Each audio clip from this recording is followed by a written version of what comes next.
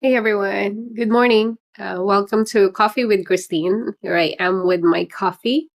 So, today we're going to be talking about the homeless situation in California. And I've been doing a lot of research outside of my experiences as a nurse and helping that community, even not as a nurse, through volunteer work. And I have to tell you, it's all sort of crazy. And the reason behind that is that the data is everywhere. And I think this is one of those things where we rely heavily in data that is really not it's I don't know if it's considered objective because the way that we count that is that really just looking at the people that are camping in the street at that moment. Um, so the current count excuse me, the current count is 187,000 in California. But that number, again, they do that by having volunteers count the people that are on the streets. And then there's this data that I was looking at yesterday in San Jose, where it says that 58% of the people that are homeless in San Jose is first time, first time being homeless. So that's a big number. So I looked into it a little bit more just because when it comes to data, there's outliers. I think people who loves math would agree for this to be the case that we look at outliers, we look at the ones that are not typically there or something that sounds so small and so big, and then we analyze those. Is that a true outlier? Is that a true number? But I guess they tested, they talked to 1,500 people, which is a very small it's a very small amount of people to see to ask that question.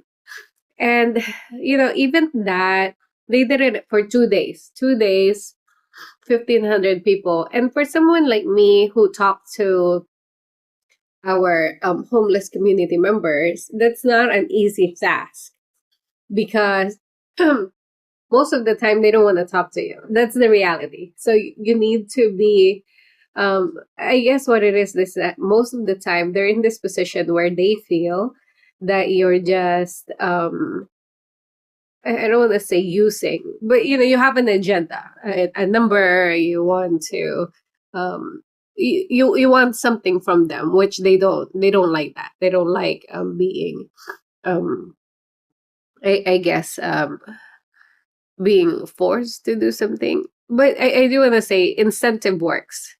So if you bring like some gift cards for a place or whatnot, then they would come. So that's the success for what I don't know if that's a good thing or a bad thing for you guys, but that's just the reality. For anyone who ever work with a homeless population, they'll tell you that the probability of success when you have an incentive versus the probability of success when you don't is like big difference.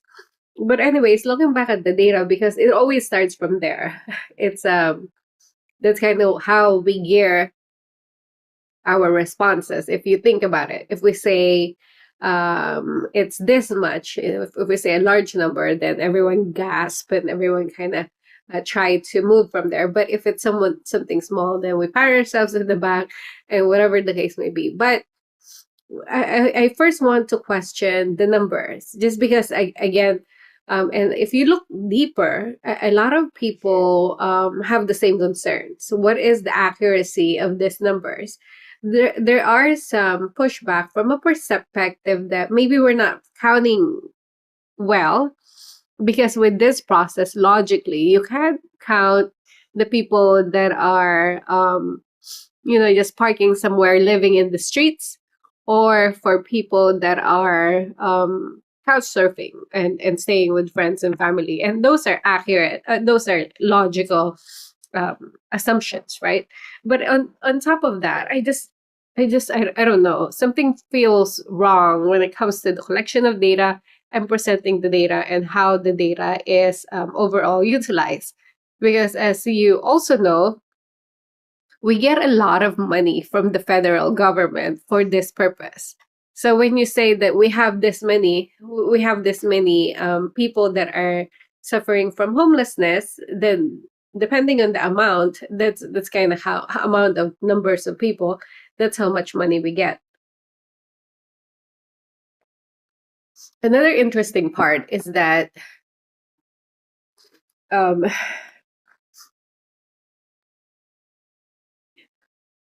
well, I was looking yesterday. I was looking last night to prepare for this, this video, and they changed the number, and they said that it actually decreased. The homelessness has decreased, like 9% or something like that. It's something big. And it's just so funny because it's like, why? Because it's election day. So I guess the more I research a lot of these things, a lot of these different issues, the more it really makes it make me believe that, intentional or not, I don't know the intention, but a lot of these data are very questionable, and it comes out depending on who needs it and what situation is going. I guess there's some positive steps, because as I was semi joking around a few videos ago, since we're in election time, everyone's moving. Everyone wants to make it sound like a positive, like they're doing work and they're making progress, which is interesting. But if we rely so heavily when it comes to money, when it comes to measuring if we have achieved our goals and things like that, then don't you think that the data should be strong? I'm just saying, like, I think that's where we should start, is trying to figure out, like, how to get an accurate data. Another thing with the data that I want to say is that most of the time, not just for this purpose, but a lot of different purposes, they don't ask for ID. I don't know. I don't know what's up with California, but we don't ask for ID. So when you look at the names of a lot of these community members, they're all repeat and they all have aliases. And I know this because, like, again, I work with this population, so it's a little weird, because I know that some of them will get multiple resources, like because they're signing up under different names. So it's the data's everywhere. We gotta fix the data. But let's move on. So there's that issue with data that is tied with money. So the more numbers that you can show, the more money that you can get, right? And it includes us, right? The community members, the taxpayers. When they say it in the news and when they say it in their whatever report, that they say, hey, the homeless population has increased, like X amount, so 10, 15, 20%, then we all feel bad and we're like, okay, of course, spend more money, of course, spend more resources. But it's just kind of sad. I think for something for an issue this big, we need an accurate representation of how big the problem is, so we know how to fix it. So second of all, like, outside of the data that I want to discuss is that, and I said this before, it has to be like a multi-system focus when it comes to the homeless population. It cannot just be, I don't, I'm not a proponent of the housing first narrative. And I think idea-wise, it sounds good. It sounds, I mean, I guess it sounds logical, right? So they don't have a home. So the solution is give them a home. That sounds like a logical plan. But the problem, though, is that, as anyone would tell you, anyone with experience in managing care for patients, or anyone who has to, like, even like someone who tries to solve problems, you have to identify the cause. So that's more of a symptoms now. Like they are not inside a home. So you have to do assessment. And I say that I feel so strongly, super, super strongly about this. If we can't um, do anything, if we can only do one thing, focus on that. Like, what is the reason for homelessness is a big question to have.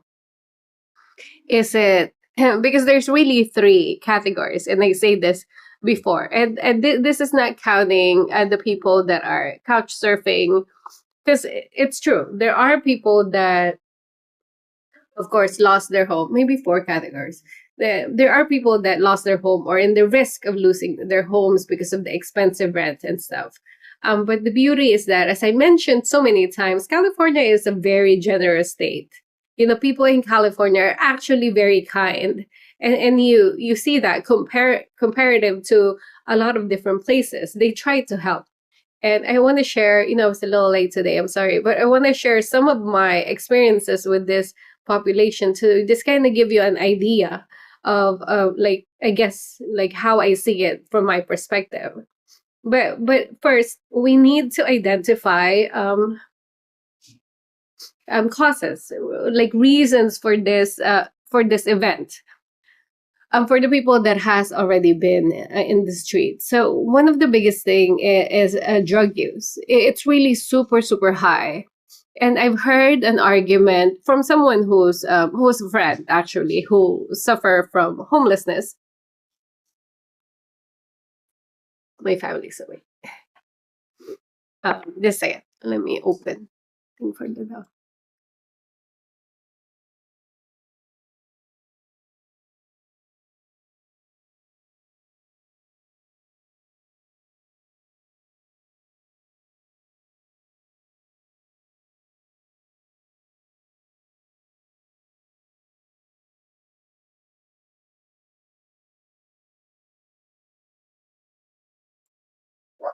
Sorry, you guys. My dog woke up, so he needs to go outside. And I was um but the drug use is pretty high. So I see a lot of documentaries or podcasts or news, and they said, why is everyone going to California? Why is it that the big part of our homeless population goes to California instead of anywhere else? Well, first, one of the logical reasons is really the weather. It's really, really very hard to be homeless in a weather where it's not conducive to living. And I think, sorry about my dog. And I think that's a big factor. Um, I was just watching this podcast and for like how homeless people in Alaska, they have to keep walking in the middle of the night, just walk around the park. Because unfortunately, if they don't, they can lose a limb. They can lose a limb, they can lose, and or worse. And then so they cannot sleep because they're going to have frostbites, and it's of course very dangerous and such a sad reality. But at least for the most part, that's not a reality that exists often in here.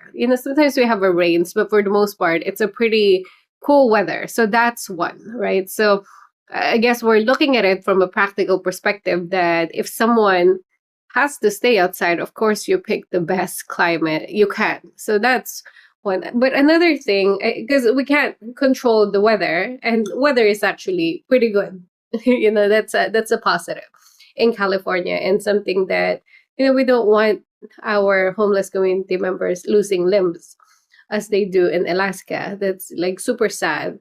Um, so we're talking about weather, which is just is. You can't control that. But something that we can control is the how we respond to drug addiction. Not a lot of people are talking about it, and I guess what it is that the issue with homelessness and drug use has been so prevalent, and I guess people don't want to talk negatively about a process, which is completely understandable. But me as a person and as a nurse and as a mother, I don't support giving them paraphernalias and just like just supporting the habit. It sounds so wrong. I remember getting passionately annoyed, maybe a few months ago, because I was talking with my colleagues, and we received a free giveaway bag. And I won't tell you who's giving it, but it's us. We're giving it. Our community is giving it. But we hand this to them. And this is actually I don't know, I sound so naive, but this is the first time I've ever seen a pipe. So we're giving pipes away. And it made me it felt so wrong in my heart. And people just kind of accept it, that this is like our life now, that it's like, hey, that's just kind of how it is. If you can't stop them, then make sure that they're safe. But that doesn't sound right. And this is how I use my logic, and you guys can feel free, of course, to disagree. This is just my perspective. It doesn't make it true for everyone. But my question has always been, when I provide patient care or when I talk to my staff or whatever the case may be, I always imagine them as my kids. That if I am true to my position of caring and kindness and all that good stuff, which doesn't mean tolerance. Kindness and love does not mean tolerance. I want to clarify. I try to imagine it from a perspective that how would I approach it if it's someone that I absolutely love, like my kids. So when I was annoyed at that moment, looking at all this drug paraphernalia that we're handing out to people, I was asking my friends, just like I come to them a few inches away. Maybe it's a little aggressive, but they understand my passion. My friends are great. Look them in the eye. I look them in the eye and say, would you give this to your kids? Like, would you actually give this to your kids if you know that they're suffering from their drug use? And it was like a moment where I got some yes. They're like, oh, yes. But, again, to each their own. I'm not saying that I'm right. What I'm trying to say is that for my conscience as a mother and as a nurse, I cannot imagine myself giving these drug paraphernalias for my kids. And so in my nursing practice and as a community member, it's the same logic for me. Like, I can't in good conscience say that I care about you, so here you go. So it's such an interesting concept. And I think as a society, we have allowed it to happen because we feel like the issue is so big that we might as well try something new. So with that, I'm proud of California for always kind of pushing the bar. So that's a good thing about us. We're innovative and we try new things.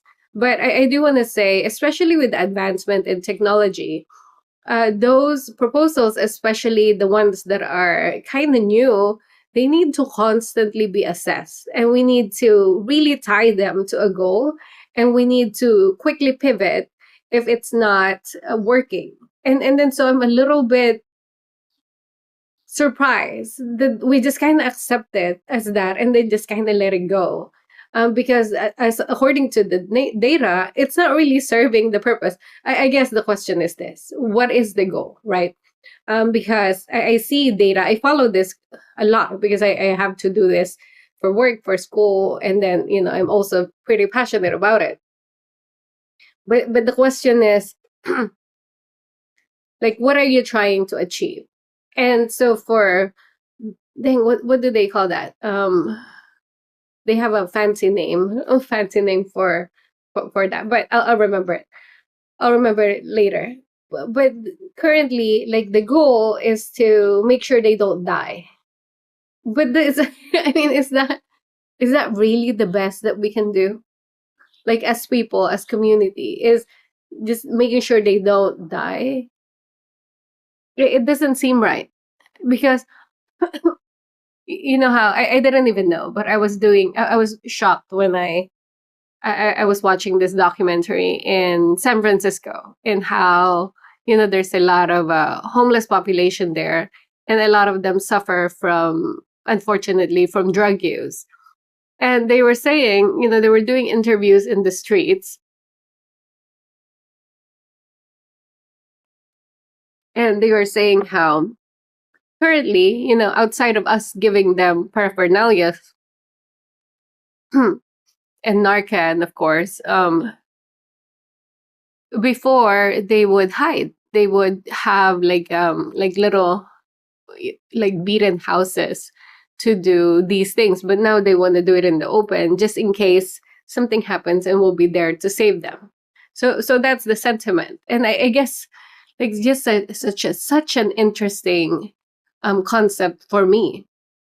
And also, if you guys don't know, fentanyl is pretty bad. Fentanyl is pretty bad. And it makes it so that, how when you're walking around and you see people, it doesn't need to be homeless people, but you see them like this way, like walking, like all in a curve. Those are one of the signs of fentanyl use. And it's really just really, really sad. And how do we make this why is this the current state of our of our cities, of our state? It's so sad. So for me, what that means is that it's not working, and I guess it's a lame goal. Like, I guess let me just say, it might not be a popular stand. And the interesting part is that when people know that I'm a nurse, they think that my response will always be the lovey-dovey, like a hearty approach.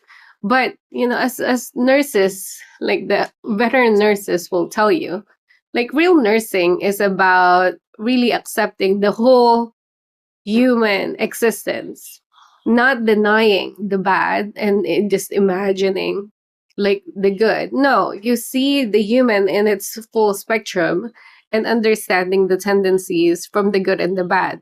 And the nurses are actually, I'm very proud of my profession. But they will tell you, maybe sweetly, but they would tell you, yo, you gotta walk. Like if you want to get better, you gotta get out of bed, or whatever the case may be. We're not, we appear, I guess, like a soft bunch, but that's not really the case, because if you really care about someone, you're really imagining them from the beginning till the end. I remember I was doing this. I was practicing nursing one time, and I was worried about my patient that was having some internal bleeding. And all the signs are there. I want to make sure that that person was okay. And I was talking to one of the, I was worried, and I was understandably, I was talking to one of the paramedics that I work with. No offense to any paramedics, but he said, "Don't worry, we'll be like seriously." He said, "Don't worry, we'll be done with our shift before anything happened, if anything would happen." And I was just like surprised with that comment. But that's kind of, everyone has a job to do, and I think shout out to all the paramedics. They're pretty great. Like when it comes to emergencies, the quickest people ever. But their priorities is different. Their priority, and they're good at it, is to make sure that that person in front of them don't die. But nursing, and the reason why I love nursing, is that my priority is to think of them from the very beginning to the very end. That even if they leave my sight, I'm thinking, how are they gonna walk in their house? Is there a ramp? Like, how are they how are they gonna live the most meaningful life, even with the conditions that they currently have? That's what nursing is. And so that's why I love my profession. Um, Dude, so many things to talk about. Homelessness, we didn't even scratch the surface. I guess we have to do this some more. But to recap for today, I'm sorry, there's a lot of data.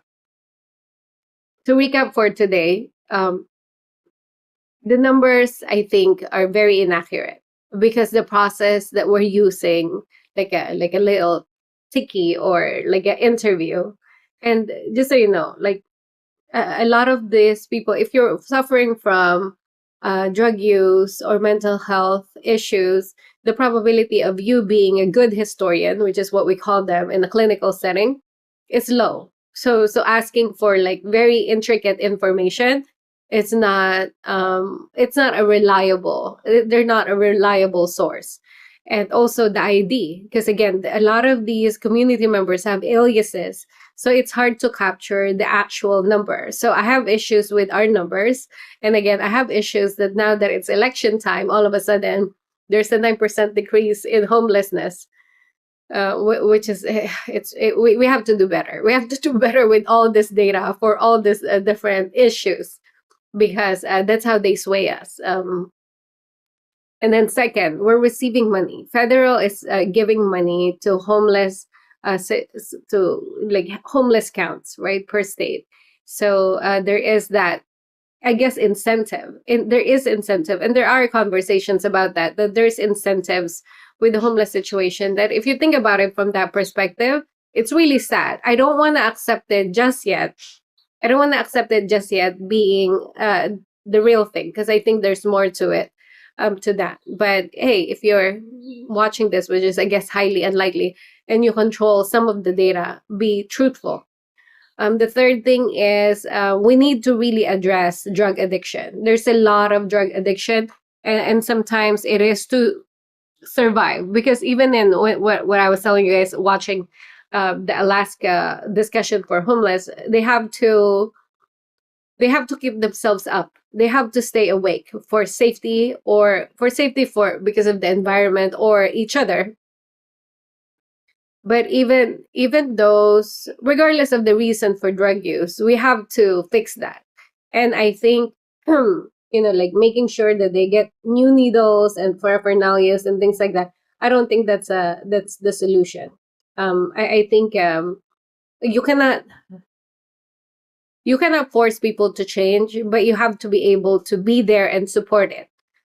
There's so many things to talk about, especially for this, but I guess we do this every morning. So I'll talk about it some more tomorrow.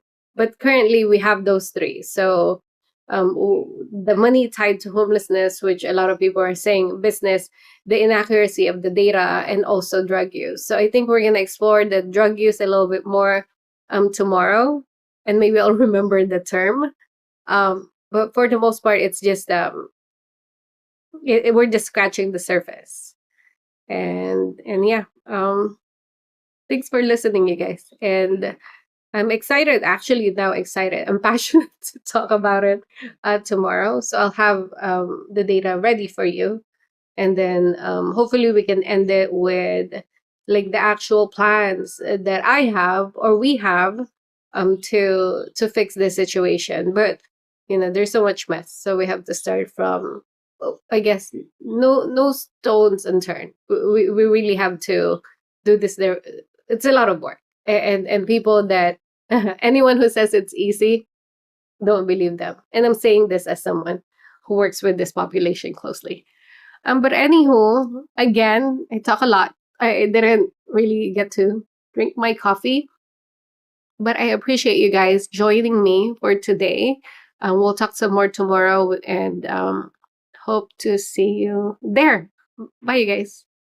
Have a good day.